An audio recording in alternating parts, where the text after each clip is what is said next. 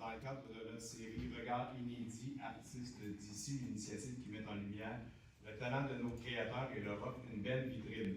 Jusqu'au 28 août, l'Hôtel de Ville accueille une nouvelle exposition consacrée à l'artiste charloise Pamela Laviolette. À travers ses œuvres, elle vous invite à explorer un univers à la fois sensible et expressif où la figure féminine occupe une place centrale. Derrière moi se trouve l'œuvre Perséphone, inspirée de la déesse de la mythologie grecque. J'invite donc toute la population à venir découvrir cette exposition qui sera présentée à l'Hôtel de Ville jusqu'à la fin de l'été. Je souhaite également revenir sur la fête nationale du 24 juin dernier, qui est un immense succès que nous avons tous connu en tant que Charlois. Vous étiez près de 9000 personnes à célébrer avec nous au Parc Saint-Jean-Bosco. J. Scott a fait vibrer le public et cette édition a été l'occasion de mettre en lumière notre culture et notre musique avec un artiste qui brille par ses succès certifiés. Notre succès à nous pour la Saint-Jean 2026 est certifié en grand et déjà votre engouement nous donne le ton pour l'an prochain. Je veux aussi revenir sur le lancement récent d'Allégeance Illumination présenté dans les Jardins du patrimoine de l'espace culturel de la maison Antoine Lacombe.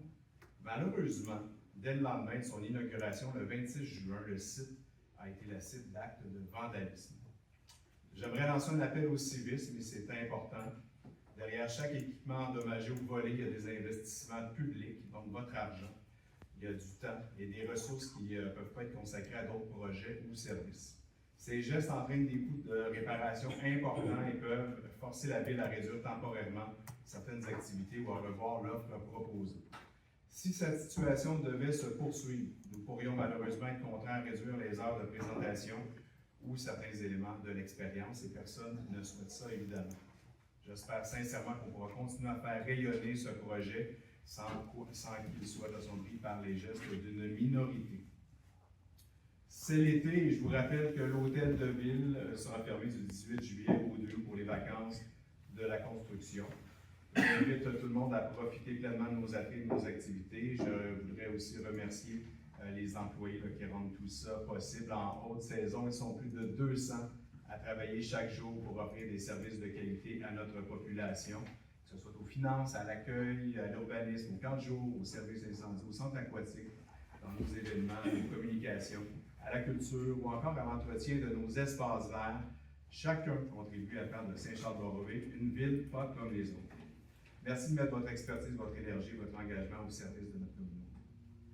L'été est souvent l'occasion de redécouvrir sa ville, alors une soirée au basket, de basket au parc, une balade à vélo, tout le temps, ou un moment passé dans nos jardins. Alors, il y a autant d'occasions d'apprécier ce qui fait la qualité de vie de Saint-Charles-Borromée.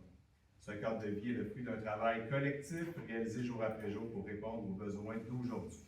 Alors, je vous souhaite un très bel été à tous. Oui, voilà, Pamela Laviolette qui vient d'arriver, qu'on vient de souligner, notre artiste en résidence.